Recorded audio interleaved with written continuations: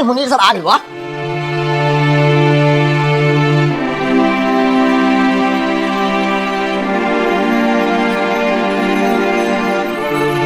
सर क्या है? थोड़ा सा कुछ बात करना था सर, आए भीतर कि आप आइएगा बाहर? रुको रुको, अंदर आएगा तो ऑफिस गंदा हो जाएगा, हम ही आ रहे हैं। अरे इसे क्या तमाशा लगा रखा है? काम बंद करके यहाँ पे खड़ा हुआ मेला लगा लिया है। सर हम लोग को थोड़ा छठ पूजा में घर जाना था, छुट्टी चाहिए था 10 दिन का। छुट्टी नहीं मिलेगा, इतना सारा काम पड़ा हुआ है, ऑर्डर आया हुआ है और तुम लोग घर जाना है। सर छठ में घर जाने दीजिए सर, घर से आएंगे ना तो सारा काम ओवर टाइम करके सुधा देंगे सर। हाँ सर जाने दीजिए ना सर, प्लीज सर, हाथ जोड़ रहे हैं सर। अच्छा बता तो किसी को जाना है? हम सबको जाना है सर। जाओ सब।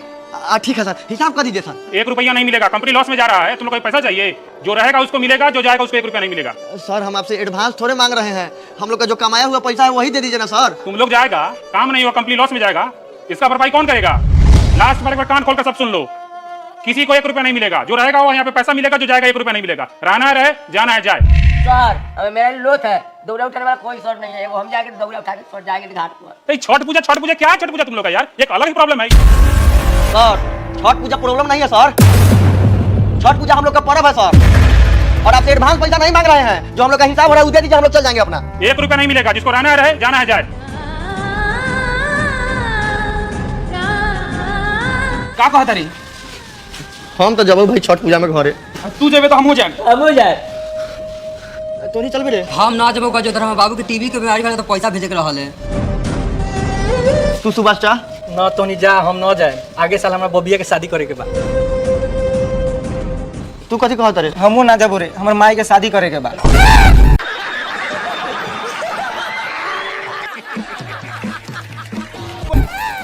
तोरा माई के अभी शादी ना भेल हौ? ना रे, हमर शादी हमर माई के करे के बा। अच्छा अच्छा ठीक बा, जो कम हो साला सब। हमने तीने गोरा बच के नहीं आऊ। तो का हो गेल, चल ना सब छठी मैया पार लगा दी हन, चल ना हो तो ब्लैक टिकट से चल जाए। हाँ चल कुबर चल।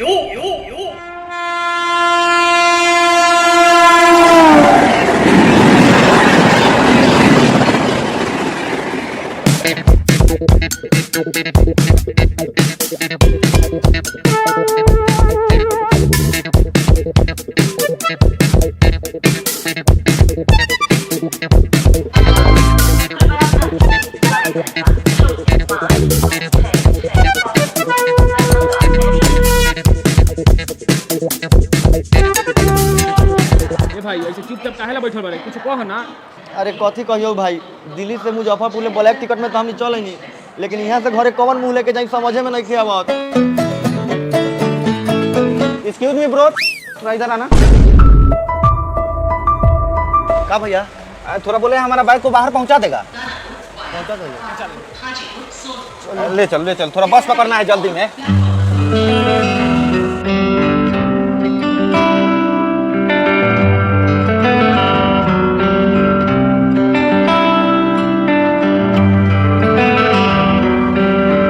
ब्रो मेरा कार आ जाएगा, यहीं पे रहने दो।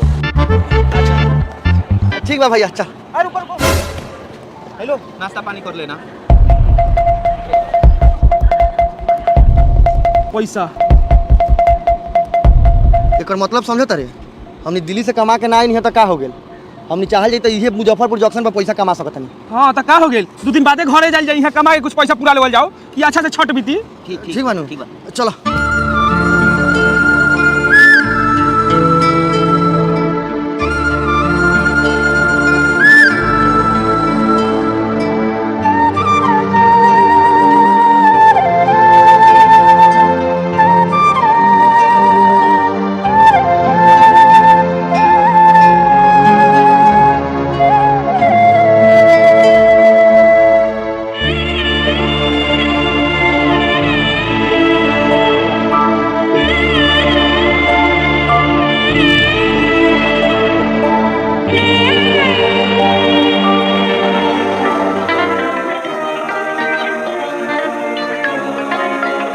भाई 9,000 रुपया हो गए हो, ठीक हो? 1 2 3 4 5 6 7 8 10 4 5 6 7 8 10 बाकी में धले, अब चल सा घरे।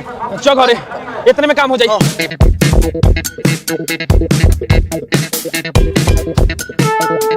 भाई उधर ना साहब जा गया, लाश सुझे बड़ा का साहब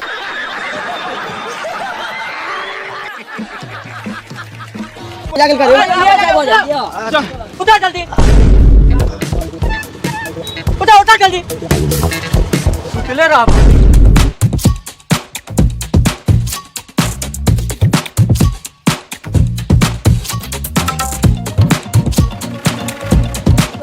हाँ जा जा जा आराम कर। ए भाई तू घरे निकल, अब घाटे पर भेंट हुई। हाँ ठीक बा।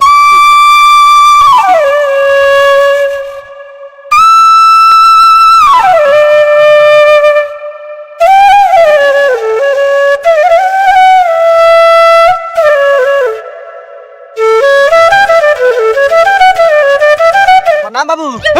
बाबू अरे गजरा तू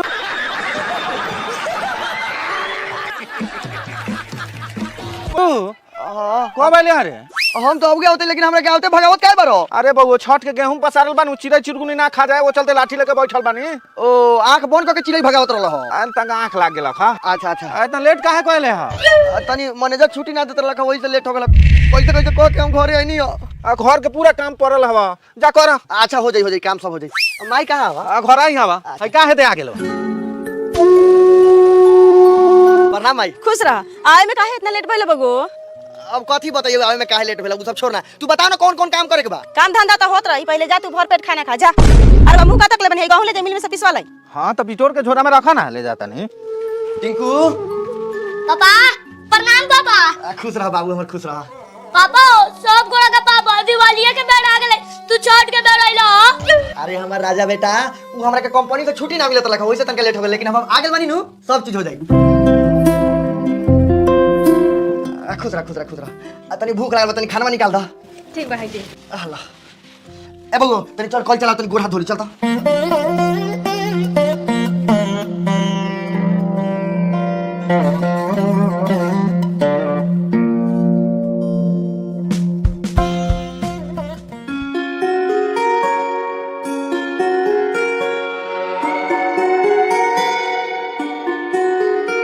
पापा हमने के वो अलवा बंद कर दिया ये कलवा बंद कर दिया।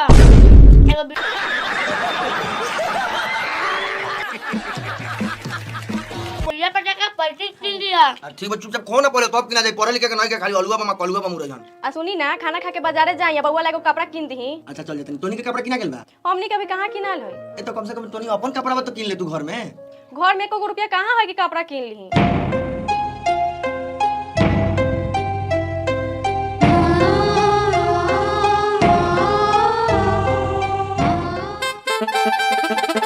पापा चला ना पहले पराठा किन दिया। चल पहले कपड़ा किन दे तनी पराका बाद में किनाई। किना दो ए पराका बाद में किनाई पहले चल कपड़ावा किन दे तनी। पहले पराठा किनो। ए साला पैसा बची तब न पराका किनाई पहले चल कपड़ा किन दी। प्रणाम भैया। प्रणाम कौन समाचार? सब ठीक बा भैया लो बाहर से बिहानी आनी बाहर से। और सब घर सब लोग ठीक बा? हां सब ठीक बा। कनिया बउआ वाला तनी कपड़ा चाहत लगा। का दिखा दे कथी लेबे बउआ? पूछत कथी बारा 6 गो पार्टी वाला जींस आ टी-शर्ट किन ला।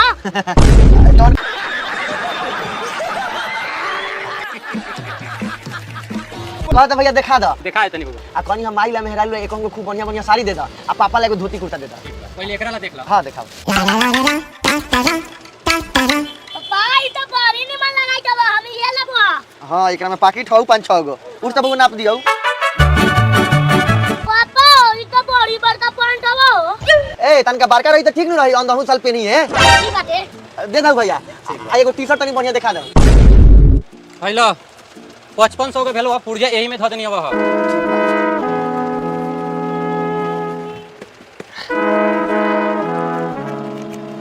कनिया भैया कि 1000 रुपया तोले रख ली आ बाकी लिख दी तनी मैनेजर पैसा ना देले बा। जाए बाहर तोरे के भेज दे।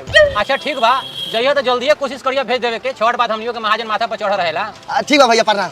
चल ओ पापा आप चलो पराठा के दुकान पर सीधे। बहु पराका नानू उड़ावे के पराका से प्रदूषण फैला हाथ गोड़ जड़ दे 10 गो बीमारी न होकेला रे। सुना ना पापा पराठा ना किनो खत्म मत किना लेकिन झूठ बोल के मैं झाट ना जो कर हम तो हम ना जब छठ उठ घाट पर।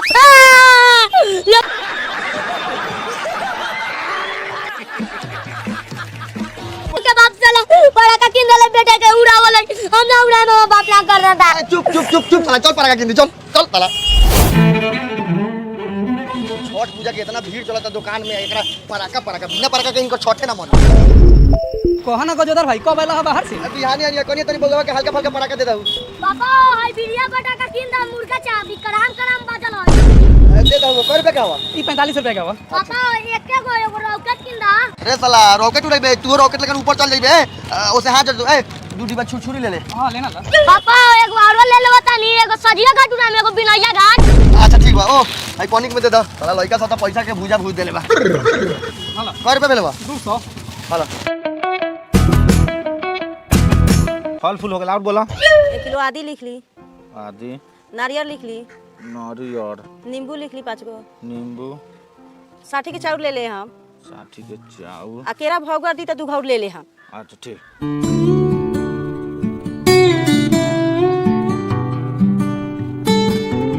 ले माई सब कोई ला कपड़ा किन के याद नहीं हो पापा चलो ना पूजा के सामान ले लेवल जाओ जाई ना बउआ अगल बाजारवा पहले आई। हाँ ठीक है बा चल इधर सब सामान लिखा गेलै हाँ A to Z सब सामान लिख लें बैठ के चलबा कि पैदल है चल ना खुरपरिए है मैं निकल जा अच्छा चला सोलिंग पर चढ़ जाई है ना कहीं गली हवा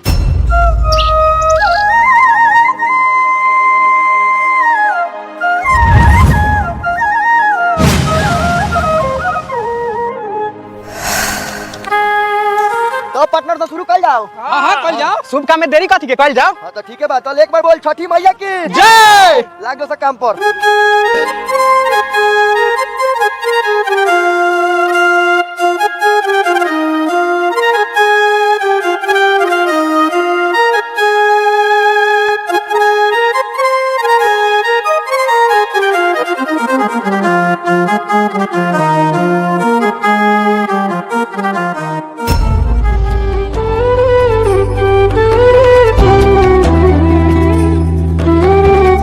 ए कनिया घरवा में दुगनी मगवा ले ले आवा।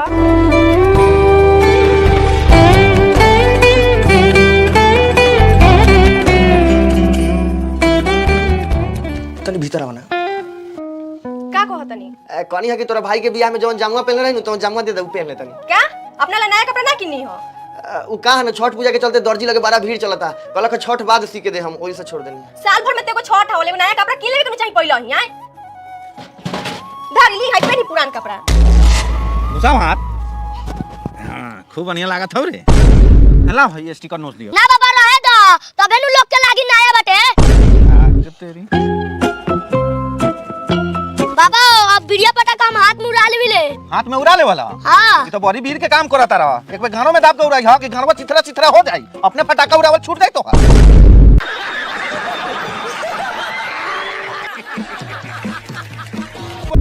का चाही बस के बहंगिया बहंगी लचकत जाए का चाही बस के बहंगिया बहंगी लचकत जाए ओए देखो तारो सब के दौड़ा जाए लागल आखनी 2 घंटा से घर में कथि तो कैले बा कचोदरा अरे कचोदरा आ निकल ना बाहर जल्दी सब के दौड़ा घाट पर चल गेलाई ठीक बा सटत नहीं के माई ए चल ना जल्दी चला चला चला एगो बोरा ले लेनी हां के बैठेला हाँ हो जाता एगो में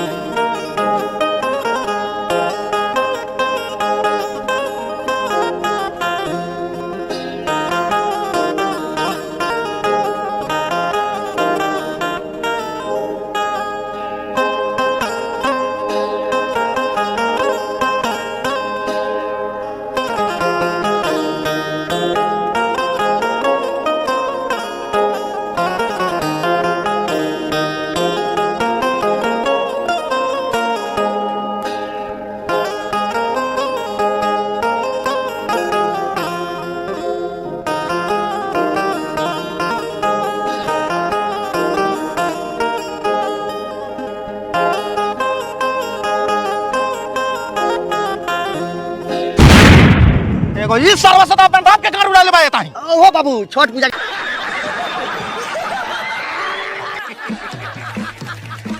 दिन पटाखा लोग उड़ावल है ना बोला हूँ एकरा मतलब दाग दी का ए लोग नया कपड़ा पहन के आले साले लोग तनी होने जाके उड़ाओ करे लागवद से ओह पर सुगा मेरा ओह पर सुगा मेरा बगवा का जोदार आवाला गोर लागला पापा जी के बुलाइले आवा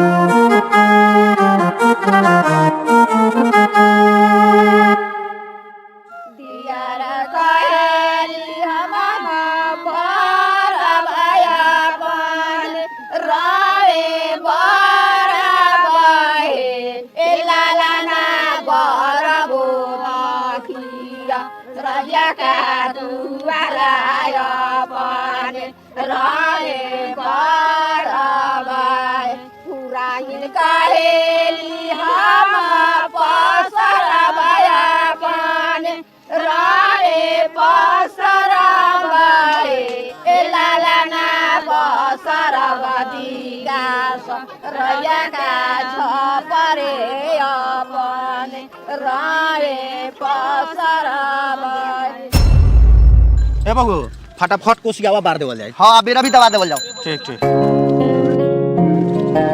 बतिया रखनू ले ले हाँ कड़ुआ तेल सब बा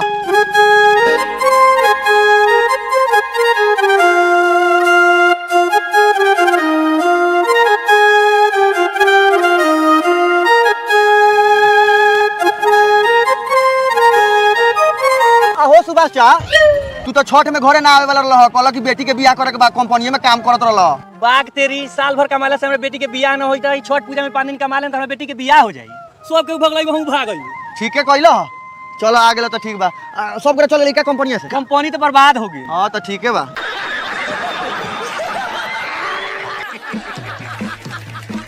छठ पूजा के लोग हल्का में लेवेला तो उहे अब झेलस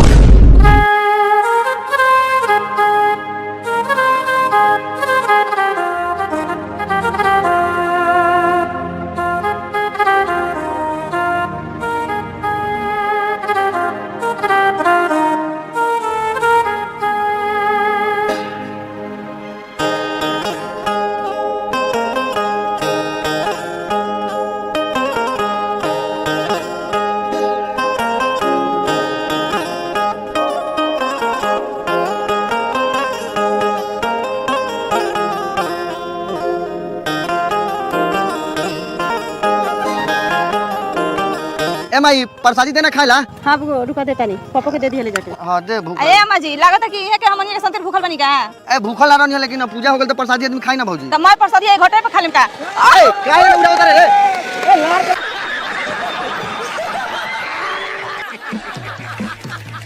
बोला जमा रहा देखा तो ऐसा लोग का लगला तई पराका उड़ा ले ऐसा के लागे लागे ने ए साला संदीप रे बचा के ले चल ना बाल्टी रख ले बनी वही में बम धक उड़ावल जाई दूरा पर एक एक उड़ाई नहीं ज्यादा थोड़ी चल आका चल जी रोवा तन के बुझाला ना सीखी तन का हां उठाओ उठाओ दौड़ा उठाओ ए अम्मा जी हेनी आई ना हम गोड़वा पर ली हम खोइचो भरनी हम पड़बो ना कोई नहीं हाँ, हो गोड़वा तनी हेनी आ जाई